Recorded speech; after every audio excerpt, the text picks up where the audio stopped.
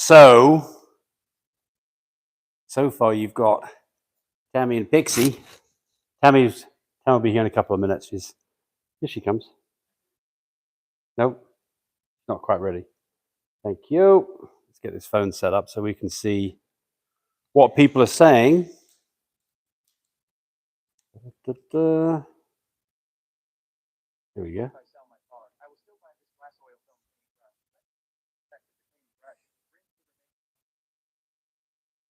Well, that's not it. Give me a couple of seconds here. We'll get things set up. Oh, come on. Sorry, we're getting set up here. So somebody might give me a thumbs up that you can hear us okay. Probably getting the microphone covered up by this doggy thing. And I've got to get this on my phone so that I can see what people are asking about. Where are we? Love my pups, love my pups. So, can anybody hear me? We've got quite a few people joined us, so that looks good.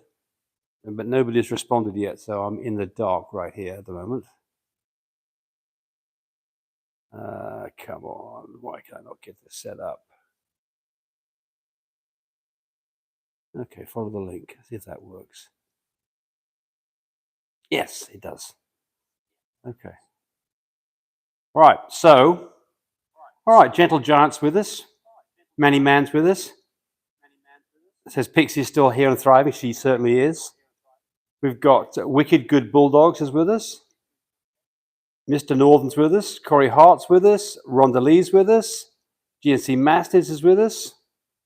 Sonny Jones has joined us. Mr. Northern's here. Pups are 5 weeks old and all 13 are doing great. Big litter. Congratulations. In the Stars. Yep, can hear you.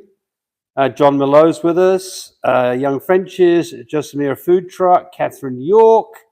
HD Frenches. Yote 501. Oh, it says, hello, James. I want to take the time to thank you for your response over the serum for the progesterone testing. Well, let's just talk about that for a second here. I think the conversation we had here was he was having some problems that when he was spinning, he is doing a progesterone test using serum.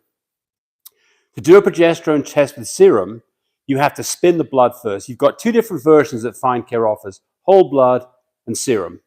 So the serum, you have to spin the blood for a few minutes to separate the serum or the plasma from the red blood cells. And sometimes, and it happens to me quite a bit, you'll go put the pipette in after you've spun it and you'll suck up what you think is going to be the plasma or the clear stuff, and a big blob comes up. And at that point, you cannot, you seem like you're screwed. You've got to pull blood again. No. Just take the little pipette, stir it back up a little bit for maybe, just a little bit. You don't have to really mix it crazy, just enough to break that lump up and kind of get it reconstituted. Then spin it for about a minute, and that typically fixes the problem. Another way that you might help would be if you left the blood to sit for a little bit, 20 minutes before you spin it. I'm always in too much of a hurry to do that. So for me, I've seen that people suggested that. I don't do that. I go ahead and use it right away because I'm always impatient to get it done. So I thought I'd just talk just a little bit about Pixie for a few. Well, let me tell you about something else that's going on. I'll mention it again at the end. My Breeder Supply is having a sale that's going on. It's basically all part of this Thanksgiving Cyber Monday thing. It's going on for this next week. And there's some significant savings across the board, specifically things like incubators. I think he's got those that are normally like $315 to like $220. Get about $100 off one of those. Shipmate kits, there's about, I think those are about $60 off those. Pretty big savings on those. He's got you don't have to have a coupon. You just go there and see what the prices are, and there's some pretty attractive prices. So I think if you're looking to buy some stuff in the next month or two, this is probably as good a sale as going to have. So I would take advantage of that. So if I needed some stuff that's on My Breeder Supply, go take a look, because now is the time to go get that stuff. I'll talk more about it here in a bit. GNC Man, did you stop calling the snuggle pups? Well, we've called this one Pixie from right when we realized that she was going to be so small. She was Pixie. And so let's talk about Pixie for a few seconds here. So Pixie is now I think she's about 11 weeks old. All of her siblings are gone. She's biting the crap out of my chin. She has got some teeth now. And so she's not with mum anymore. She hasn't been with mum for the last 10 days. So she's fully weaned. She's been completely looking after herself. She's eating regular kibble. Well, I mean, we softened it a little bit, but she's eating kibble. She's not getting bottle fed. She's not getting milk. And she is active and playing and generally looking really good. You know, her tummy is still a bit big. She's still got a bit of a tummy on her. See tummy right there? Still got a bit of a tummy, but it's not crazy. And it certainly is bigger when she's eating some food. But her urine output's fine, her color's fine, her poop's fine. You know, other than the fact that she's so crazy small, this dog now weighs 2.25 pounds. And her siblings who have left, at this point, they're weighing something in the order of 7 or 8 pounds. So she is, you know, a third to a quarter of what you suspect her normal weight should be. So, but I don't worry about her anymore. I don't worry. You know, before, literally every morning when I got up, I'd be checking the camera in the night to make sure Pixie's okay. And if I didn't hear anything, I'd wondering whether or not I was going to see a demised dog in there, which of course didn't happen. And she's just lots of fun. I mean, I love this little dog. She is such a playful little thing. She's a lot of fun. So completely just coming on great. I mean, she still looks, you know, she's a little bit, her head's a little bit, I mean, it's not crazy. She's got a bit of a dome, but not really much. Not, you know, when you see hydrocephalic puppies, they tend to don't look right. And, you know, Gobstopper, her dad has got kind of a bit of a dome on his head, and I think that's just inherited from dad, I think. But she's got a nice little profile because she's a full fluffy. I get lots of people ask me, what's the price on her? And the answer is, we don't know what's happening to Pixie. Pixie's not going anywhere at the moment. We want to make sure Pixie's okay before we entertain anything about somebody maybe adopting Pixie. So, and I mean, I appreciate the fact that people are interested. That's great. But I don't know what the outcome's going to be. I don't want to. Well, there's two things that are going on. The first one, of course, is that one gets really attached to a puppy if you have it this long. You get really attached, especially if you've been kind of looking after it a lot. You get really attached to a puppy. And then the other thing is, I don't want somebody to inherit a dog from us that then they have all kinds of problems with, because that's just no fun. I mean, people get attached to the puppy, and the next thing there's got all kinds of problems, or the puppy doesn't make it. I don't want to be, you know, there's no guarantees of that. Any puppy that somebody adopts, you can always run into problems, but it's far and few between, and we don't. So this is a bit more tenuous with this girl because you just don't know. But anyway, for the most part, things are going great. Let's see if we've got any questions. So Yote50 says, how does a shipmate work? Does the receiver ship the shipmate back on their dime? I'm interested in one. Yeah, so that's it. So what we do actually is, so the problem is it's not as cheap as one of these $50 disposable boxes, right? I mean, the thing about Shipmate is it's reusable. So after you've used it a few times, you actually save money over the disposable kind. But the more important thing is it controls the temperature, it just flat works. So you don't want to take a $150 flask and not get it back, right? So this is what we do, and we've done this forever. We include a prepaid shipping label. It costs us about $11. So with the shipping label, we get back the flask and the box and the ice packs to reuse it all. The only thing that we put back in for the next trip is another D-cell battery that costs 30 cents, right? And then we put a stock bin in there that says, you've got to send this back. Here's the shipping label. Just put it on the box. For us to register and approve your letter, you have to send it back.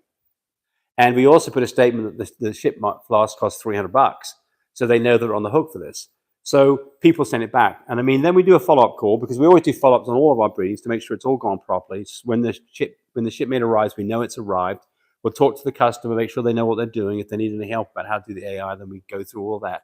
And then again, I say, hey, and would you please, when you're finished, doesn't have to be done today, put the flask back in the box, throw the box, put a label on it, and drop it off at a Walgreens or to FedEx, and it comes way back to us, and we use it again for the next trip. So yeah, easy. So when you say is it on their dime? No, it's really buried into the price. And we charge people $200 for each shipment, and that covers the FedEx cost. You know, the boxes themselves, they're good for about 4 or 5 shipments. Then they're getting a bit tatty and beat up. The boxes are like $12, $15 a piece. They're not very expensive. So yeah, the $200 more than covers our expenses to do all this, including the extender, the battery, the replacing the box every now and then, and the occasional not returned shipping fast. We're still okay on it. So there you go. That's the long answer on that one. So Fluffy Furry Frenchie says, when will my female stop having a bloody discharge after a C-section? Well, it's quite normal for dogs to still be going outside to pee, coming in and having a stringy-like stuff hanging out their back end, or them have some spots and a bit of a mess on their pee pads in their whelping crate. But what you don't, and that, by the way, can go on for 10 days, maybe even longer than that. I've had dogs all the way up through the whole weaning their puppies, they're having a bit of a discharge. So Tammy's saying that's what Sylvie did, which is one of Chanel's recent litters. What you don't want to see, here comes Tammy. I'll move over for you, Tammy, too. Come on in. Gotta make room for Tammy Sue. Let's get this out of the way here. You have this thing bent. Well, so they can see down. Pixie. Can you hold Pixie? Yes, I can hold Pixie. Oh, me and Pixie already been wrestling around today. Oh, yeah. So anyway, so the bloody discharge. Right, so look. Yeah, Sylvie bled all the way up till... I'm going to tilt the camera a little bit. Sorry, folks. Just move this mouse. There it is. There it is. Yep. 6 weeks old. The puppies were 6 weeks old. Sylvie was still bleeding a good week after that. So you need this hand bun? Oh, sorry. I put this on here. No. No. Where do you want it? I'll put it right here. Okay. So as I was saying, she was bleeding all the way up 7 weeks. We weaned puppies at 6, and Chanel took her in her home and said, "Mom, she's still bleeding," and but she finally quit. But there can be times when it's a problem. So if you start seeing, for instance, normally when you come back from a C-section, you might see a stain that's this big around, the size of a paper plate, a pretty big stain underneath her, quite normal. But if you start to see this and bigger, and it's day 2, day 3, day 4, that is of a concern because you could have. Oh, you mean after puppies? Yes, you could have. Right you could have. Well, you could have a bleeder where they've nicked a blood vessel and they didn't catch it, they didn't cauterize it, and now she's bleeding internally. So there can be issues. It's pretty rare, but it can happen. So if you've got continuous big time stain, red blood, then time to go to the vet, get checked out. But we've seen this maybe once or twice in 20 years. Because the other thing that can happen is stitches can open up. Now, I had a customer the other day send me a picture, and their dog who had puppies a couple of days ago had a big lump on its belly, a big mound on its belly, right where the stitches were, and it's like, he said, "Is this okay?" And it's like, nope. What's going on there is the inside stitches have come loose, and the intestines are now pooching through, and so now, rather than being underneath the muscle, they're just underneath the skin, and this is a dangerous situation. It's not something where the dog's going to get in trouble now, but you've got to open the dog back up. You've got to anesthetize the dog, open it back up, close the stitches up. Not much fun, but that's the way that it is. It happens occasionally. All right, next one. So Tuscan House of Frenchie says she's so sweet. How old is she now? Is she 11 weeks? She'll be 11 weeks on Thursday. Yeah, that's crazy. 2 pounds. Yeah, but she 2¼ pounds, but she's starting to she gets some meat behind her. Oh, yeah, she feels nice and thick. Yes. And her little tummy's not swollen anymore like what it used to be. Yeah, right. Yeah. And my fur's getting real fluffy. Yes. Yes, ma'am. Yes. Oh, you shaky? She's looking at me. Shaky a little bit. I'm shaky a little bit. She's holding her up. What? Yeah. What, sweetheart? Yeah. She's cutie. Yeah. Blazing Colors for the PG on Finekin numbers. They run a bit higher than IDEX, correct? Yes, they do. So let's talk a little bit about progesterone levels, what they mean, and how you can interpret them regardless of what machine you're using. So the first thing is you've got to know your machine to know what a specific number means. In an IDEX machine, 5 would be ovulation. The day after it'd be an 8. The day after that'd be a 15. You do a vaginal or regular mating on a 15. Day after that, it's probably in the low 20s, and you do a C-section or TCI on those numbers. Normal dog. Not all dogs do that, but that would be the numbers that you're looking for. So for instance, on another one that's quite common is a mini Vidus, the numbers are much higher. On a mini Vidus, you're breeding on a 28. The first breeding's on a 28. So much, much higher numbers. on a fine care machine, if I was going to do a single breeding, I think the ovulation on a fine care machine is something around an 8. And the day after that, you're probably going to be at like goes up about 70% a day. So day after an 8, you're going to be at like 14. And the day after that, you're going to be in the low 20s. And that's where you want to start breeding on. So if I was going to do a single breeding on a fine care, it'd be around 20 to 24. And it would be a TCI or a surgical on about a 30 on a fine care machine. But look, this is the secret to all of this. If you've been doing a series of tests, what you're looking for is this rapid increase. Let's do it that way for you.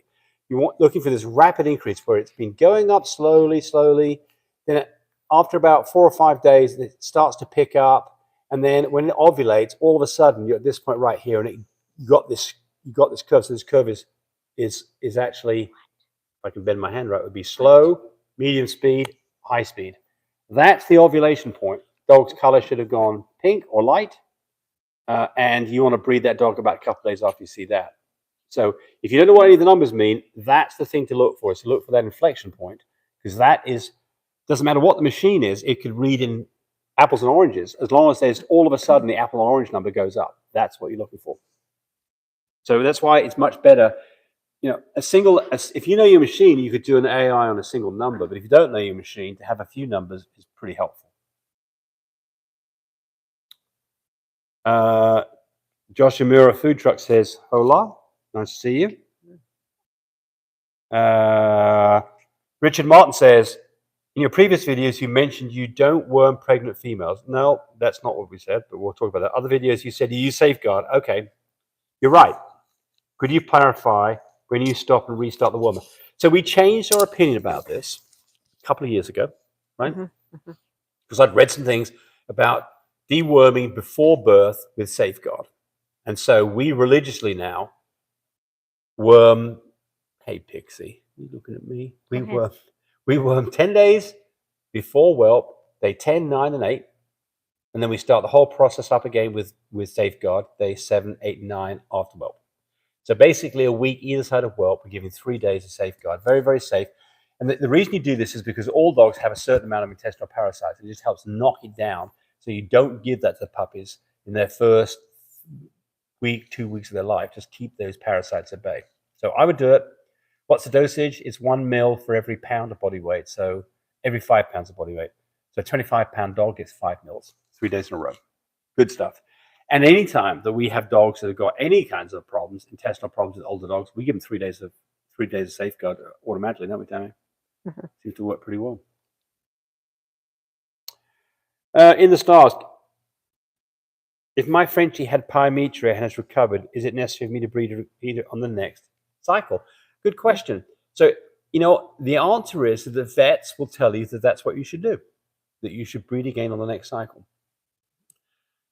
For us, we breed again on the next cycle if the previous one was successful. I don't mean that you didn't have Pyometra. I mean that you had a successful litter, you had a good mum, she recovered, got her weight back, she was a happy dog, and you sold your puppies and you enjoyed the whole process. If all that's true, breed again. And especially if they've had Pyometra, breed again. And I don't know the reason for this, but I think it's because it helps generally flush things out.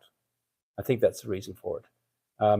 So it's quite common to see Pyometra in dogs on their first time. I say quite common, 1 in 10 maybe get about Pyometra. Most of those are open Pyometras, and they can be handled fine with some antibiotics. But if you've got a dog just been bred in the first 2 weeks and you see any issues with, stinky discharge, dog not being happy, high temperatures, it's time to go get some antibiotics and talk to your vet about it. Nova Frenchis says, what do you think about the Vet Chroma? I think it's fine. I mean, I don't know that, haven't used that machine, but I've got lots of customers who've gone to people who've used the Vet Chroma. I think it's fine. What don't I like in machines? What I don't like are these little test strips that you can get, like litmus paper, that you put on the dog's back end, they change color. I think those things are an absolute waste of time. In fact, they'll mislead you. I'll tell you something else I don't like, and that's the Drominski wand. Used to have one that you basically get readings and go off the readings. I think it's the problem. I think those things are basically junk. I think they will tell you the wrong stuff and convince you you're doing the right thing when you're not. I believe in, if you're going to do this, is to go get a machine that's going to cost you a few $1,000. What are you doing? A few $1,000s. If you could buy a machine for $500 new, I doubt it's any good. Because I mean, I just can't see how. The fine care machine, I think it's like $2,850 or something. Better part of $3,000. I can't see how somebody could produce a machine of a similar quality for half the amount because they've been doing it for such a long time. If you go get an IDEX machine at your vet, it's a lot more money. Those are going to attack you. Nova Frenchie says, I have a beautiful chocolate and tan fluffy stud. How should I promote him? Good question. Well, there's places like caninStud.com. We used to use those places. You can list as many studs as you want on Canine Stud. You can sell your puppies on there as well. There's some groups that have for stud dogs. Okay, tell us about that, Tammy. It's on Facebook. You go to groups, and it's studs and puppies. So you can advertise there. Good. You have to be careful when you're putting it on Facebook. Facebook's kind of gone on a ranting rave here recently, haven't they? Oh, we've been in jail about 4 or 5 times already. Tell us about that. So, what's going on? It's no fun. Tell us about it. It's no fun because they won't let you advertise anything. And everybody's complaining about this, aren't they? Yes, everybody. It's not just us. And no, it's everybody. They don't want you selling dogs on Facebook. So that, by the way. So you can put the picture up and. So what do you put a picture up and say, look at my beautiful dog? Yeah, look at my beautiful stud. Yes. And then put a phone number? No, do not. How are they going to they'll contact you through Facebook? Yeah. Gotcha. Yeah. Right. Yeah. There you go. I mean, you just have to be so careful, but you can go into those groups, and I think you're safe there. So this is so that's what Tammy's saying. Great. Social media, it's free, get a lot of exposure. Things like Canine Stud used to be $20 a month. I don't know what it is now. We don't use it anymore. I don't know whether AK Marketplace has that. I don't think they do. I think it's more for selling puppies. But what you've got to do is you've got to get somebody to use your dog and show what your dog can produce. That is the first step. So to discount the price, or maybe do something where you get a puppy back, so there's no dollar figure in it for them. Something you've got to get your dog proven. That's the first thing. So the dog's got to be at least 7 months old. 7-month-old puppies aren't going to be producing anything anyway. Typically, they're going to be something between 9 months and a year before they're effective. Well, their pedigree will get the name out there as Absolutely. well. Tell all about your pedigree, pictures, videos, all the information. Be very responsive and all those things, and get your dog put out there. His parents. Yep. Right. Cammy Durant, hey James, Tammy, excited to say that I have confirmed my girl's pregnancy using Gobstopper. Good. Gobstopper is one of Cody's, My Breeder Supply, mbs.studs.com. Really nice. In fact, he is her daddy of this dog right here. Yeah. So that's my daddy. And he's had a lot of puppies now. So this is unusual. I don't want you to think that you could produce dwarfy dogs from Gobstopper. No. This is just an unusual dog right here. Don't say dwarfy. You can't use that word anymore, can you? Little people. Yeah, little puppies. Little puppies. Little puppies. Little puppies. What are you allowed to say these days? Because you've got to be politically correct. But she's almost 3 months old, weighing 2 pounds. She should be 5, 6, 5 at the lowest. 7 or 8. And exactly. Well, 3 months. Yeah, you bet. She's supposed to be 7 or 8. But we've got another small puppy that Tama's going to show you. That's completely normal. That is from Coygram, and we'll bring him out here in a little bit. Brandon Brios. Yeah, Brandon Brios. That puppy is now really his eyes can open. Pettygrams. Yeah, pretty soon. Is the daddy. But this little girl's almost 3 months. I've got some people calling me wanting her. It's just hard. So in the stars talking about the Pyometra again, he says, "I told by the vet to breed her next heat or have the risk of having to spay her." Something about dogs who got Pyometra before more likely to get again. Well, I don't know that that's true, but I mean, Pyometra is very treatable. But if it's a closed Pyometra, it's a lot scarier. It tends to not be detected for as long. It gets way out of control. And any way that you have this, you've got to treat this antibiotics. You've got to get on top of it. You don't let Pyometra go. But Pyometra is not uncommon. I would guess that probably 10% of breedings maybe have a Pyometra involvement. Of which those 10%, probably most of them go on to term successfully. So it's not like the end of the world, but you've got to be on top of it. So just because you've had a dog that's had Pyometra before, you definitely need to be on top of it. In fact, those dogs you might even pre-treat with some antibiotics, knowing that it happened last time. But you better talk to your vet about that, see whether that's good advice or not. Jesse James says, best place to advertise your pups. Well, like I said, on Facebook, you can put pictures up. Don't say anything. You'll be in Facebook jail. You can go to groups from Facebook and put your puppies there. And they've got particulars on how they want you to advertise. Sometimes they don't want you saying anything other than the DNA. If you're on groups, can you still end up in jail on groups? Well, if it comes out on Facebook, you might can. Okay. So there's rules that you've got to find out about. Facebook is a bit sketchy. Not sketchy in terms of it. It's a bit, the overseer. You're not supposed to sell dogs on Facebook. Yes, that's. But if you throw a picture up there and go, look at my litter, people that are interested are going to get a hold of you. So should you be on Facebook? Yes. Should be on Facebook groups? Yes. AKC Marketplace is a place that a lot of people advertise on. We've never done it, but people report they've done well on it. Yes. Craigslist, not very. I don't like Craigslist. I think that you get the wrong people looking, and you always got to be careful who's coming to your house. So Facebook. Yeah, we just had a friend that got her dog stolen. She met him somewhere, and they stole that dog from her. Right. I haven't talked to her personally yet, but I've read on Facebook where someone came in but they got the dog back because of a person that was paying attention what was going on. She got the dog back for. By the way, another place to advertise is YouTube, right? Make some cute videos of your puppies, and people will see your puppies, especially if you talk about your dog is pregnant, a pregnancy, and make a whole story out of it. People will follow you. And that's free again. I mean, if you look at our videos, now we've had some videos that have got 1 million views. 1 million views. Those days are not there anymore, by the way. Somebody here says, Joran says, guys, the business is so slow, no longer what it was. Well, so this is true. But remember, some of this is trying to think that it would be like back when COVID was going on, 2019-20. Those were an abnormal situation. Prices were stupid then. And they got recorrected back. You could still have a nice litter of puppies and have puppies that sell for $10,000 or more a piece. Have a litter of 5 puppies, it's a $50,000 litter. I mean, we routinely do that and do better than that quite often. So it's not like it's completely in the toilet. But you've got to work harder at it because a lot more people doing it. And part of this is, guess what? The French Bulldog, which we do, is the #1 dog now. So there's a lot of French Bulldogs out there for that reason. And if you go to breeder101.com, we've got courses there, a couple of them in particular. One of them is about how to market puppies. Another one is how to take good pictures and videos. And those courses cost less than a vet visit. You own them forever. You have to download them. They're streaming. And it's new stuff. It's not stuff that I put on YouTube. It's specifically for this. It's all laid out beautifully for you. And maybe, 20 or 30 lectures that are each one's maybe 10 minutes in length.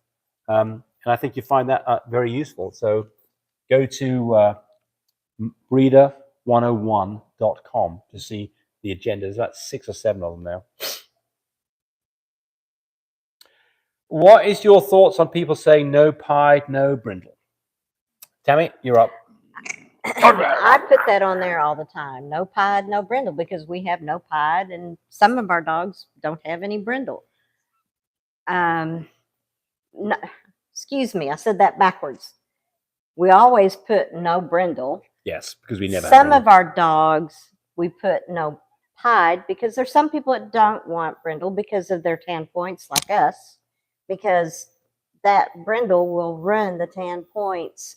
They won't be as clear anymore. They'll have little veins going up them or a lot of the blacking up their tan points. So that's why I always say no brindle, so people will be aware that we know what the DNA is. And if you've got high on your tan points, then meaning if you have tan point dogs and you don't want to run the tan points, you put no brindle.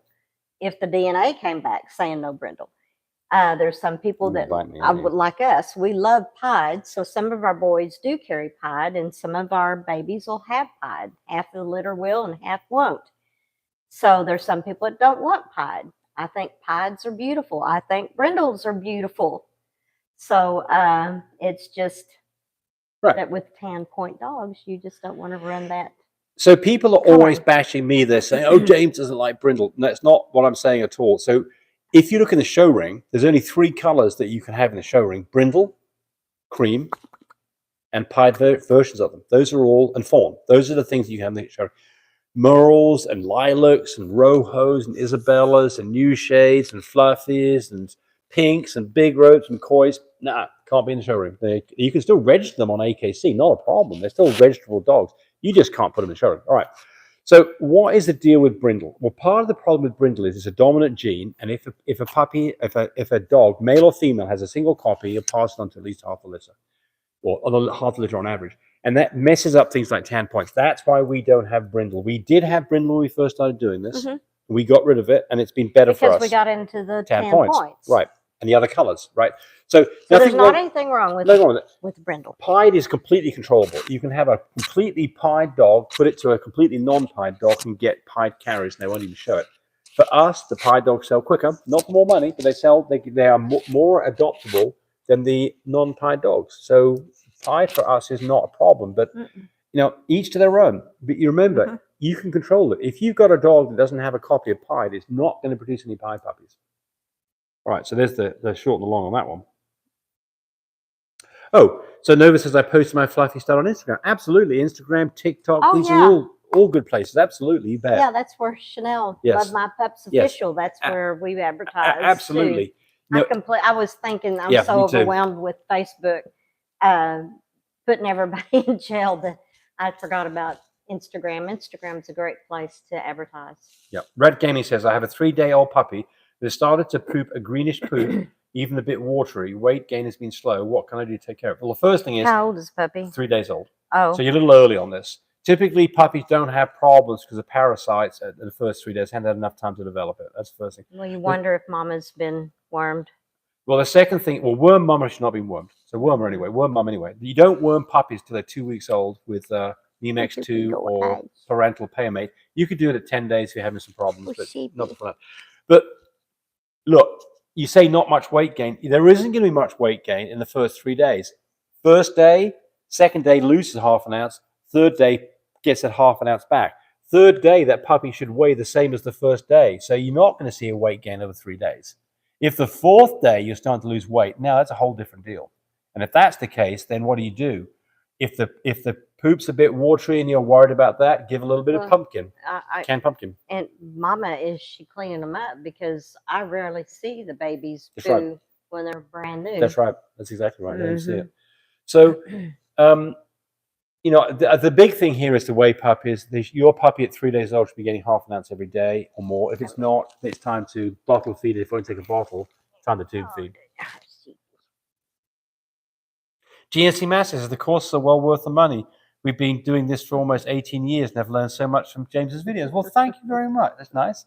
Well, I mean, I think they're good. I mean, we wouldn't put them out if we didn't. We spend a lot of time and effort on them. So, yeah, thank you. And everything comes with a money-back guarantee, by the way. If you get it and you think it's rubbish, you can return it and get your money back. No questions asked. There's a place there where you can ask questions directly of me. And if you've got particular problems, you can call me up and talk to me too. So I do that for everybody, but I do it especially for people who've bought the courses. D-Dover, too many people selling their litters for extra low to make a quick buck or scared they can't sell their litter. Well, that's exactly right. So nothing you can do about this. It's like, you cannot control what other people are going to market their dogs or what their prices are. What you can do is that you can show your puppies in their best light. You can produce the best dogs that you reasonably can with good stock that you've invested in, that you can spend time and effort to help your customers, that you can be for them when they've got questions. Those are the things. So who does somebody want to buy a dog from? Do they want to buy a $1,000 dog that maybe has got questionable structure from somebody who doesn't know crap versus a dog that's significantly more expensive from somebody who's been doing it for a long time will stand behind what they're doing? One's worth more than the other. One costs more than the other, right? Maybe they didn't invest all the worming into that puppy or shots into or that they puppy. don't know anything about, they're getting started and don't know much about. Or they're just throwing them out there to... And it may be that maybe they've got wonderful dogs and they're just trying to get rid of them because they're worried about the fact they haven't been marketing them well. That's another big problem for people is their lack of marketing. It's not, it's like they say, build a better mousetrap and customers will beat your door down. Not true. If you build a better mousetrap, you've got to let people know why it's a better mousetrap, demonstrate why it's a better mousetrap, and advertise as a better mousetrap. You cannot just expect people to buy puppies from you. You have to work at this more today than ever. Mhm. Tammy spends a lot of time talking to lots of people. So what would you think the number of people, if you, to get a new home for a puppy, how many people have you talked to about that puppy, do you think?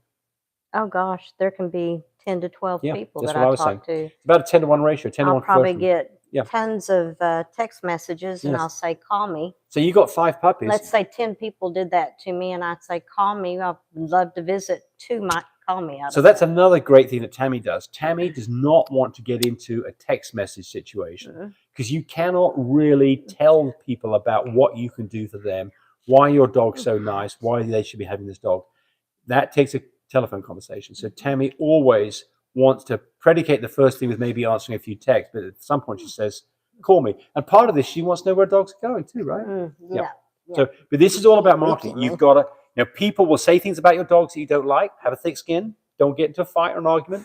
Not every customer should be getting your dogs, right? That's fine, right?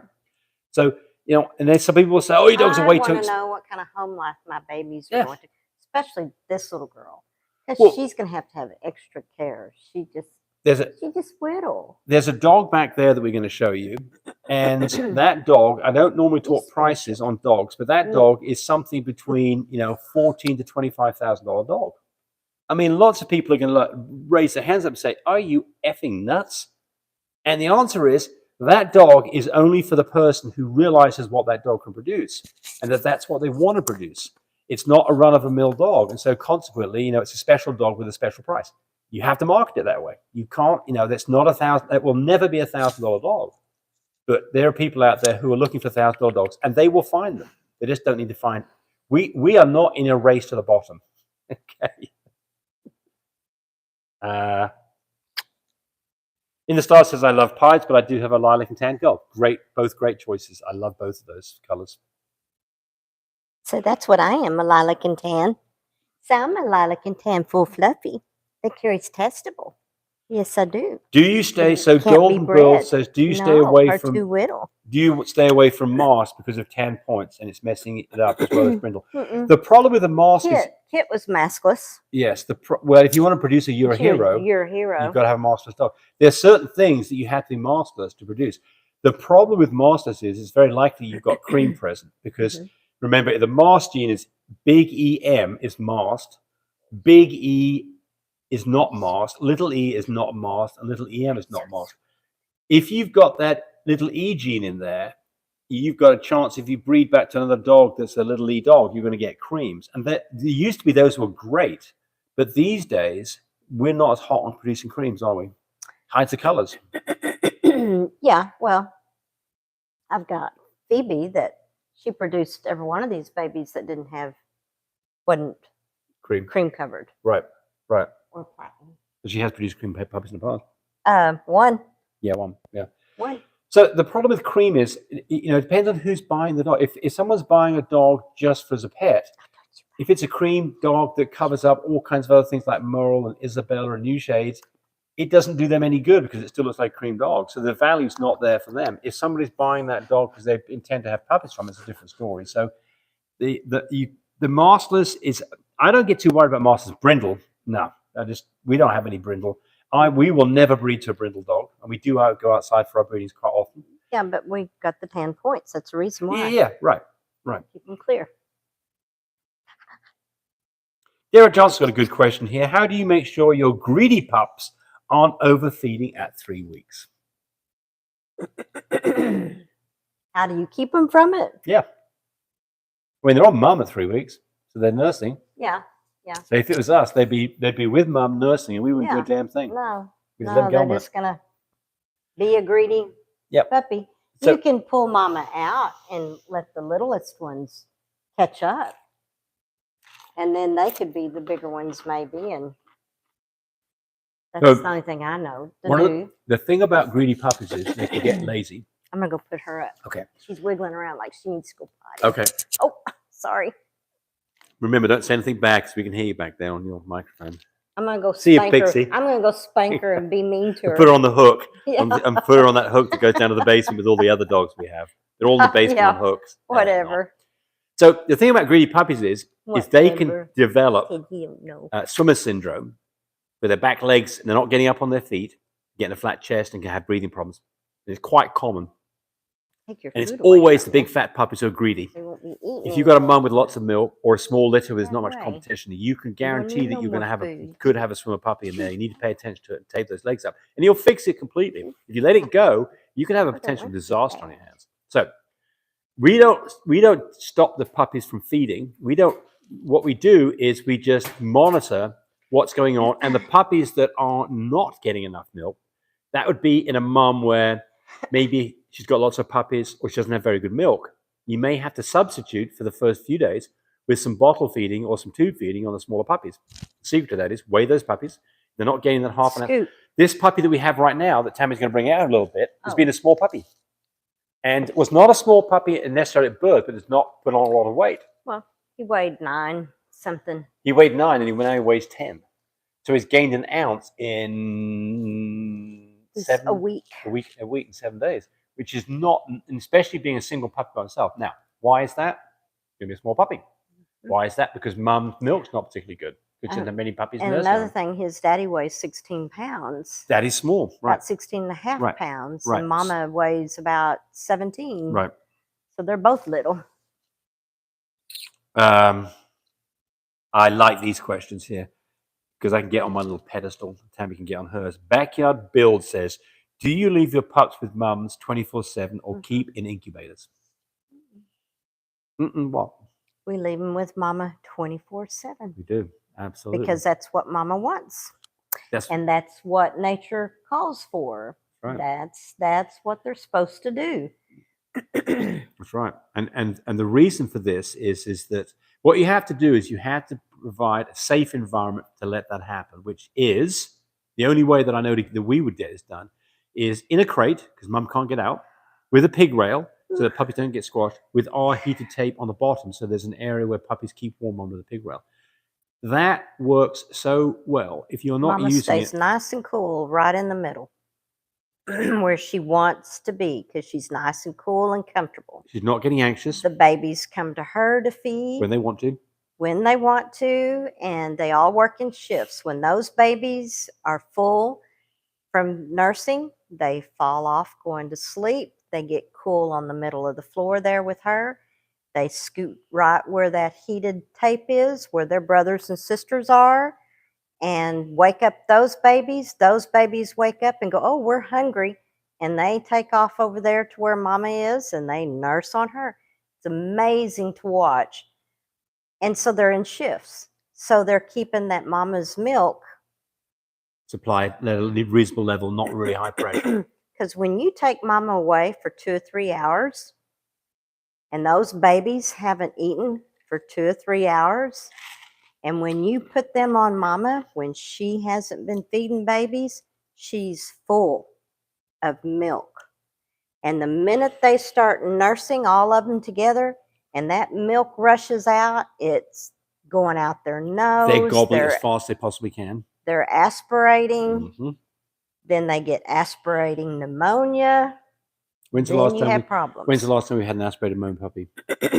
Never. Not in the last 10 years since we've been doing this system. have we? Yeah. Yeah. Right. We just don't get it. When's the last time Well, you had we've always left them with mama. When's the last time you had a sleepless night because you had to separate puppies and put them in mum every 3 hours, wake up twice a night? When was Never. the last time? That's right. It's like we don't do that. We have a camera Yeah, but camera. and First, we see the babies, what's going on. And, you know, Yeah. if you hear a puppy in stress, you're going to, because our babies are always in earshot for us. right. And so we're on alert. If there was something screaming horribly, we would run in there to Yeah. find out. We've got that camera to see too. So I mean, it's quite normal that mum, by the way, is licking on a puppy and the puppy doesn't like it and it's making a lot of noise.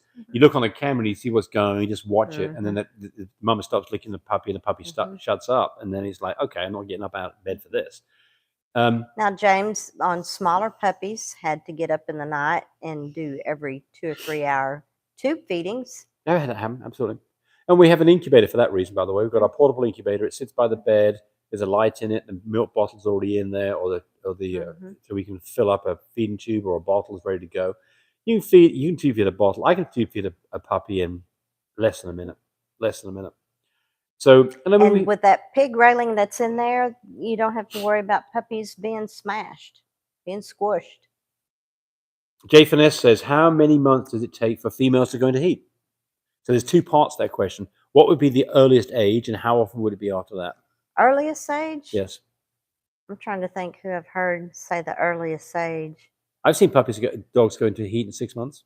Well, Labradors, your bigger dogs do. I mean, you wouldn't breed It's a dog. unusual. Usually Frenchies are like 8 to 9 months. Right, or up to a year and a half. Early would be 8 months, but 9 months is about it.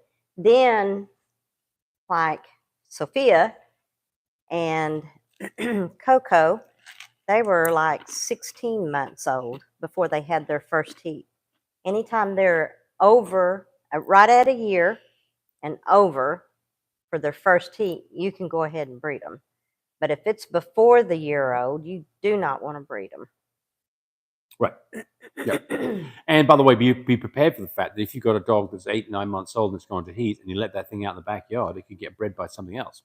So I run into this problem every week. Somebody says, "Hey, my dog got hooked up. I don't want to breed it. What can I do?" And the answer is, well, you screwed up, but you can probably flush the dog out right now if you do it quickly. Maybe avoid a pregnancy, but you've got to pay attention to where your dogs are.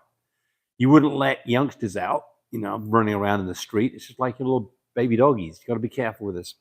Blazing Color says, when somebody says my pups are expensive, I say, you can buy honey from Walmart or you can buy honey from a local beekeeper. Each serves a purpose. I'm not offering Walmart quality. Well, I like it. Yeah.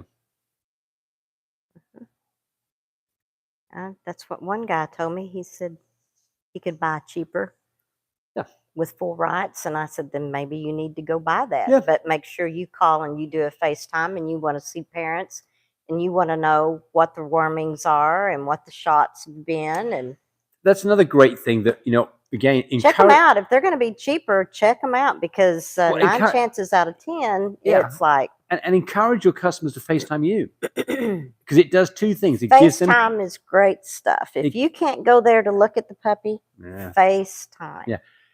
It gives you confidence on who is going to get your dog because you kind of get to talk to them a little bit, and it gives them confidence that you care about what you're doing and that you're going to, So I think that a picture can be manipulated, taken from particular angles, not show the dog with all of its glory or its problems. FaceTime is a different story. If they're just wanting to text only, they're not interested in your puppy. Yeah. You don't want your puppy going there in the first place. And Tonella 11 says, what about chocolate? I have a boy. He has chocolate cream. Yeah. Chocolate's beautiful. Yeah. So I'm not sure what you mean by chocolate cream. He's probably a cream covered in chocolate covered in cream. Yes, is what he's wanting to say. Champagne. You won't see the chocolate, but you'll see the red eye glow. That'll be a champagne puppy. Right. Mm-hmm.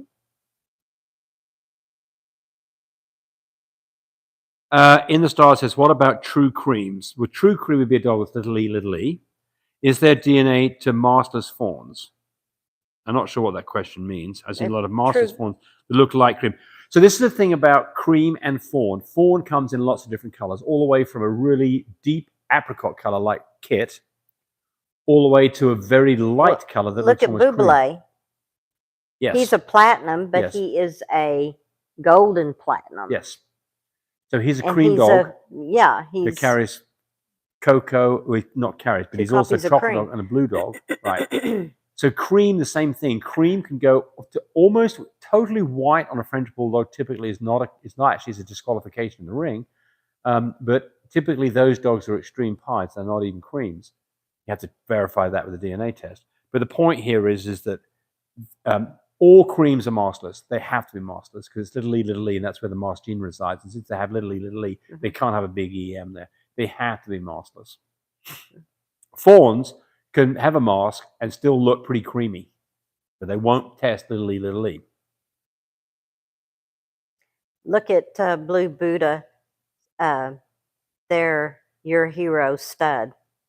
He is beautiful.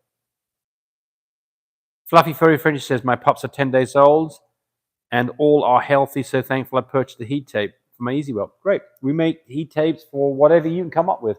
You can even use a paddling pool for it. I don't like that solution particularly, but I mean, it doesn't matter what size it is, how big it is, whether it's a crate or an Easy Whelp or something you make yourself, we can build you a heat tape that'll fit in that system.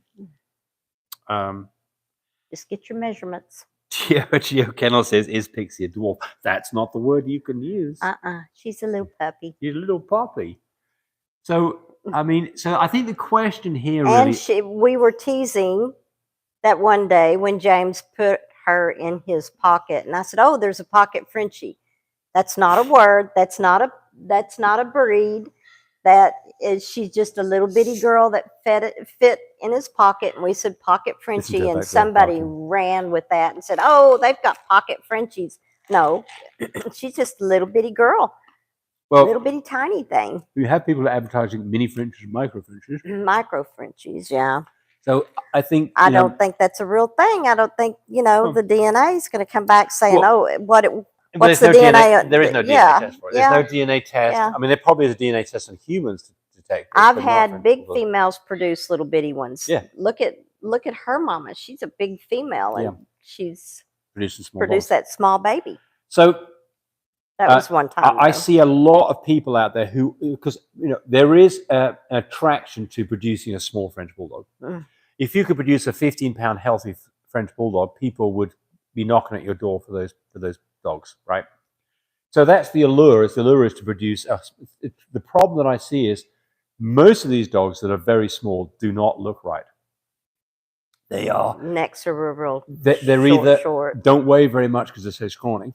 So you got a dog that's a regular sized dog, but it's thin and scrawny and it doesn't weigh much, and so it's because it doesn't have any bulk to it. Well, and sometimes when they're that little, the males don't have both their little That's jewels. The next thing. If you get very small studs, they tend to not be very good studs because they don't have big testicles and they don't have very good semen count. So that's another problem. So it's not. I'm not saying that this is not saying that. We're always manipulating things by how we breed and what we breed back to strengthen what we're trying to produce. And I'm not saying that that's a bad thing. But I think that the majority of time when I see people talking about these very small French bulldogs, they don't like the way they look. Now, I'm not saying that Pixie here is like the bomb, like she's not. She's potentially got some problems that we don't fully aware of. We didn't produce Pixie. I had somebody who said some really horrible things, by the way, on my YouTube channel just today. Very, very harsh comments. Is that the first time? No. And I mean, this is by the way, this is the way I handle those things. I typically don't take those down. I leave them there. I respond to them in a true but kind way. I don't, most of the time when people say things, maybe they're just being blunt. Well, okay. I'm going to talk about. If I can't get a comment up in front of me. Well, the point here is, if you're going to go bash somebody, explain why. Don't just say, "I think you're an awful person and you're doing discredit to the breed." Say why. Don't just leave it like that. You don't. That's if you said that to someone to their face, you'd like to get punched in the nose. You say to somebody, I think what you're doing is wrong because, and then you go explain what the because is. You don't just say, I think you're a terrible person. You should, if you're going to go attack people, and you can voice your opinion, but couch it with a statement that explains what you think. I've said enough of that, haven't I? Yeah. You can see it got under my skin a little bit. We're trying to help people. I mean, people are real brave on text messages because they're not telling you in person. Yeah, no shit. That's but I mean, to each his own. Yeah. Maybe that's the only way they know how to speak because, well, they're in a bad day or there's something went wrong or they're just a grumpy person. But maybe they don't understand that Pixie is almost 3 months old and she's 2 pounds and that is that's very small. No, I think Frenchie. They'd seen that one video and they thought that we were purporting her to be. We're not. If we sell her, she's not born with full rights. She is not to be bred. Right. She is. It's not our intention at all. No. The intention behind Pixie is not to make a lot of money. No. The intention behind Pixie is to find a place for her either here or somebody else who gives her a good life. And there may be money involved in it, there may not be. But the intention here is not to put her in a situation where someone's going to try and breed her to produce small French Bulldogs. I don't think that'd be a service to Pixie at this point. But I will come haunt you, whoever gets her and tries to breed her. how we do? We haven't been hounding people. People have been doing pretty good. Then we got thumbs up. No, we could do with but half you haven't given us. We haven't been hounding you. That's what happens when we don't hound you. You just get lazy. Well, you got rampant about the person that was being ugly. Yes. Well, all the people who haven't given us a thumbs up, I think they're ugly. It's too close to Christmas to be ugly. That's right. Get on that naughty list. To be on that naughty list. Yes. Yeah. Yes. That's okay. We can take it. That's what we're here for. Okay. Blazing colors. Pied. Do Irish pieds generally only produce Irish pieds? No. No. Or is it always a wild card on top of the pied you get? I love Irish pieds. We've had one, and he was just gorgeous. So describe an Irish pied. And to me, that's a saddle, right? Is that what you call an Irish pied? Yeah. Kind of like a little coat. Like got a blanket over its back. Almost kind of like what a koi when they're covered. Yes. But they usually like to have a little saddle. They're not spotted up pied. Yes. They're more of a solid color on the back. Like somebody put a blanket over there. Like an Overo horse and a Tobiano. Do what paints? Maybe that. I'm talking about paints. So Overo has color over its entire back, doesn't it? It connects from the mane to the tail. Right. As opposed to a... And that's just about how Irish pied is. Yes. So think of it that way. So how do you get an Irish pied? I think if you put an Irish pied with an Irish pied, you'd like to get an Irish pied. Yeah. If you don't do that, you probably won't get an Irish pied. But we've had an Irish pied. Pieds are a surprise in every package, They just are. like a painted pony, Like I always say. I love them. Just like merles. They're like a painted pony. Yes. I love merles too. Yeah. What I don't like to see though on a pied is a pied that's almost all white and got virtually no color in it, because that's an extreme pied, and that you got to be careful about breeding. You don't breed those back to other pieds. Yeah, well, there's some real unique looking pieds though. Oh yeah, no, I love pieds too. I mean, we're in the same boat, aren't we? I mean, it's like the merles. I like they're as cute as they could be. We used to, in our litters that we'd have, if there was one pied that came out of a litter, be the first one to sell every time, because your eye attracts to it. It's just, they're pretty. So I've got 3 questions here about poop trays. I'm going to put them all together from Tony and Dana Hall. So where do you purchase a poop tray? From me directly. You call me up. You can go to Love My Pups and see them there. We've got a special running where you can get $10 off. You get a medium and a large together. Somebody else is asking about, will that fit in a 42-inch crate? Yes. The medium-sized one is designed to fit long ways in the narrow part of a 42 by 28 crate. So it leaves room for, at nighttime, a bed for babies and mum, and a place for them to poop and nothing else. It's a great start because they don't have a choice. They're not going to crap on their beds, so they get started right away on using the potty tray. And I don't know why this works so well, but I can tell you it does. You put a big size tray out there in their play area, and 24 hours later, they are almost exclusively, not totally, but almost all using that all the time. They'll have a few turds here and there, maybe more pee spots, but it's amazing how quickly they realize that that's the place to go. And they just don't eat it anymore. And you're not cleaning up pee pads every 3 hours because they've trashed them and soiled them. So you can go to... Yeah, you can also find it on My Breeder Supply too. No? No. On the potty trays? No, just me. Oh. So it will get up there eventually, but right now it's my product and I'm developing it. So I say developing it, I mean, I haven't made any changes to it in the last couple of months. It works really well. I mean, I've got I need to put some of the testimonials up there. I get people all the time who call me up and saying, hey, I started using the poop tray. It's made my life so much easier. You see these on efforts of TV and they say, I did this and it made my life so much easier. And it's like, that's horseshit. It's just like, but eventually this works. It really does make your life. Yeah, but eventually Breeder Supply will have it. Yes, they will. Well, Rhonda Lee says, Tony, you will not be disappointed in the poop tray. Thank you. Rhonda, appreciate you. Insathara Superstars is turning in late, but here you are. And by the way, Jay Finestit's not showed up today. Uh-oh. Maybe he's dumped us. Yeah. I hope not. Kiki the French Bulldog's with us. D. Dover, have you ever had a vet deny your services because your French is so exotic? It had a vet deny you because she is a new shade. You need to find a different vet. And so I tell you something else that happens, and this has never happened to us. We have great relationships with about 7 vets, of which we use 3 of them pretty regularly. And all of those vets are great people. We know them personally. They care about our dogs, and they never give us any shtick over what we're doing. But they know that we're responsible breeders, and I think they understand that. However, there are places in this world, California would be a prime example of it, where some vets will say, yes, I'll do a C-section, but I'm spaying that dog when we're finished. Which, by the way, is a horribly bad idea. You don't spay at the same time as a C-section because you're likely to have a mum reject and puppies get really sick. But you need to find these things out ahead of time. You need to have a relationship with your vet. If you expect your vet to just do a C-section and you think it's all going to be great, you better find out what they're about because they may have a hidden agenda. A lot of these new younger vets are telling most people with any breed of dog, not just Frenchies, that you need to spay your dogs. You don't need to have puppies. Mama Bear Chihuahua says, I've heard it's not okay to breed a pied to a merle. So I have people ask me about this. In my book, it is fine. You don't breed merles to merles or breed extreme pieds with hardly any color on them to other extreme pieds. Those are the dangers. I don't know about pieds and merles. Do you? No, I think there's anything wrong with it. I mean, not that I've never. We've done that, and we've never had a problem I'm aware of.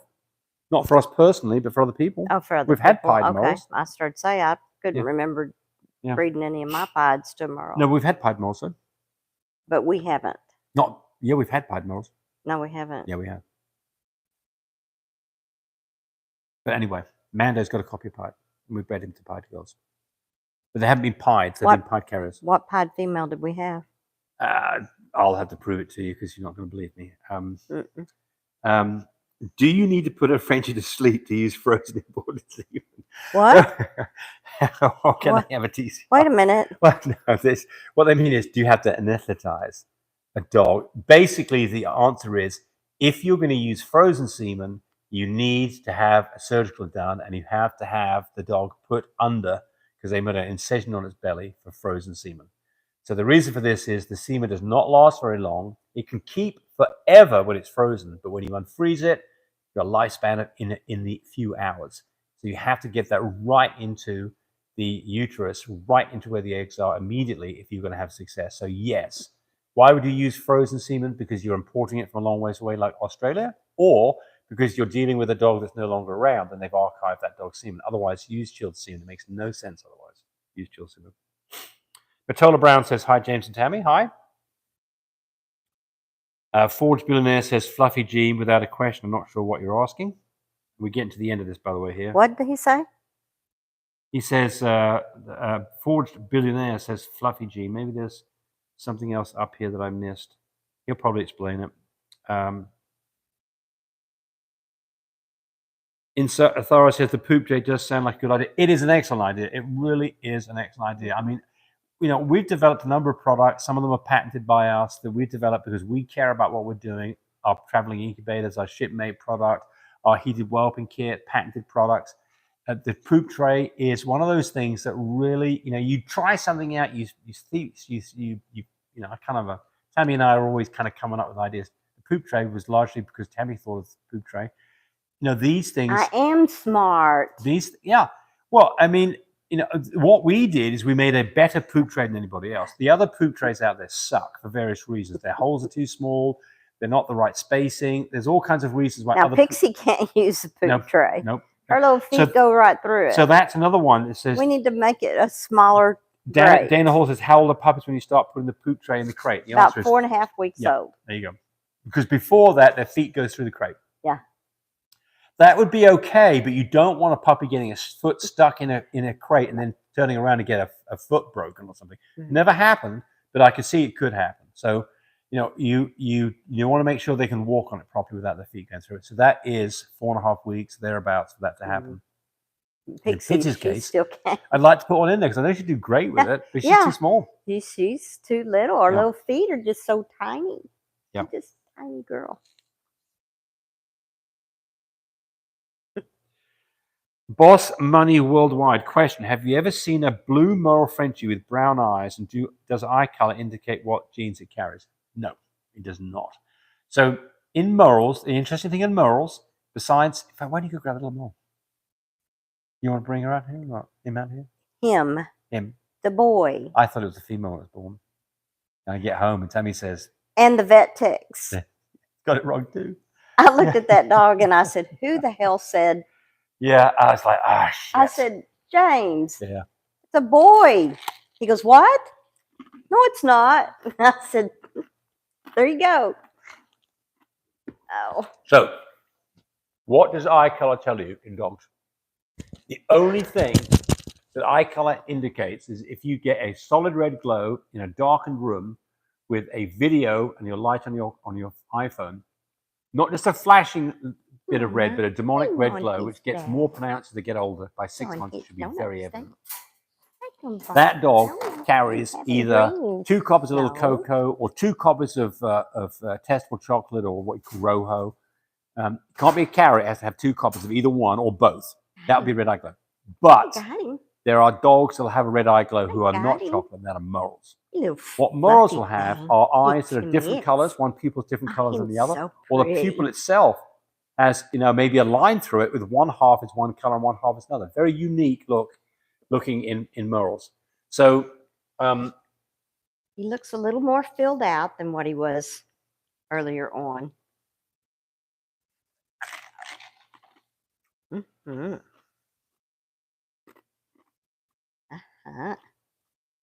Isn't he pretty? Look at that coloring. Hey, you're doing better on subscribe. Look, if you like this dog, give us a thumbs up because we needed more thumbs up. Yeah. So tell us about him, Tammy.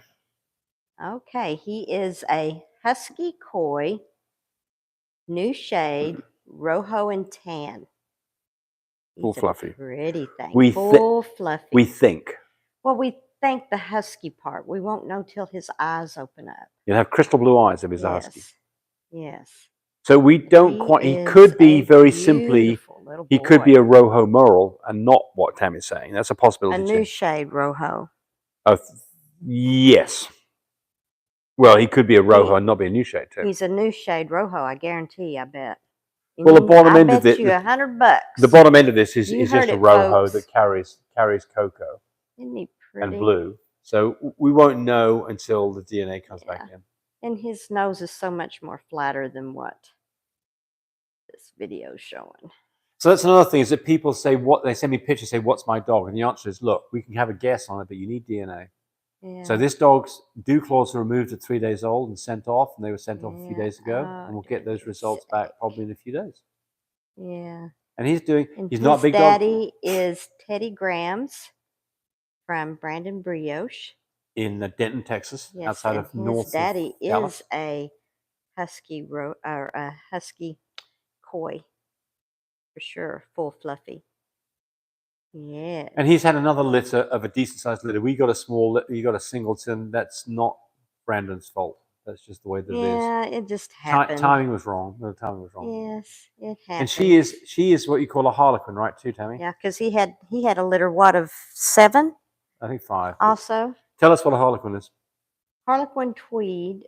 Well, a harlequin is 3 different colors. The white background with 2 different shadings of chocolate or lilac or blue. That'd be a harlequin tweed. Okay. A harlequin would be white as the background, like this dog is. Yeah. And this isn't 3 different colors because those are tan points on the cheeks. They don't count. Yeah. So I think this to me is a harlequin, not a harlequin tweed. Would you agree with that? Yes. Right.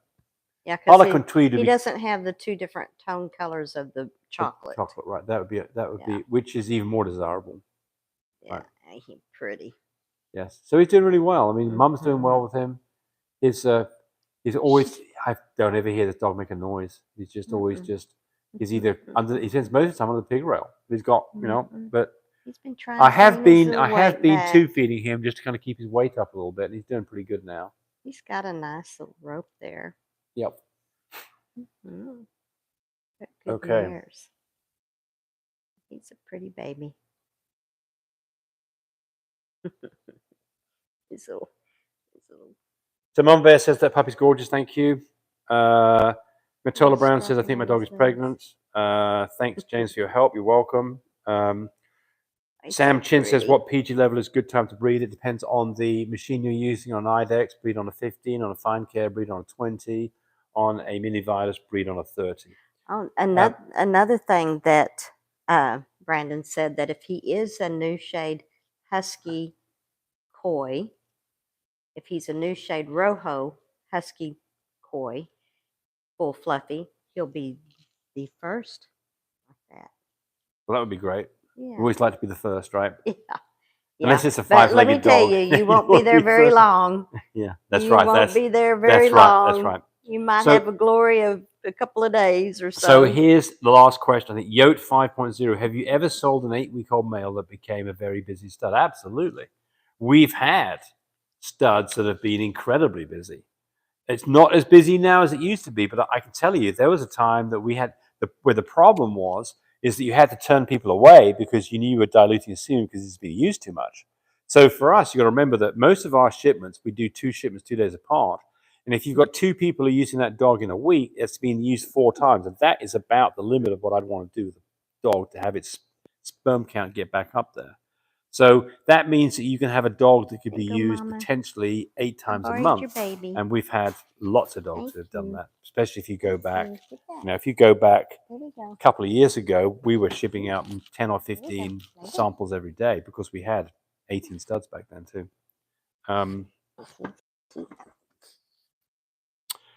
I had 3 puppies born in 1 sack. Has anybody else had that experience? Interesting. I wonder whether you got twins or triplets there if that happens. No, I don't know what makes that happen. I don't. And so the answer is I've never experienced it. I've seen people claiming 2 in 1 sack, but never 3. So I don't know what the mechanism here as to how that happens. Hopefully the puppies are healthy and everything's fine. I mean, one of the things you worry about would be blood supply and placenta and all that kind of thing. Were they small puppies in that sack? I'm guessing they probably were. Brandon Wiggins could give us on fire mojo. And I think at this point, I was going to talk about breeding and I was going to talk about progesterone levels and all that. I haven't had the opportunity to do that, so I apologize. But we will we'll bring that up next time. What else you got to say, Tammy? If you're interested in Pixie, please give me a call at 580-799-1910.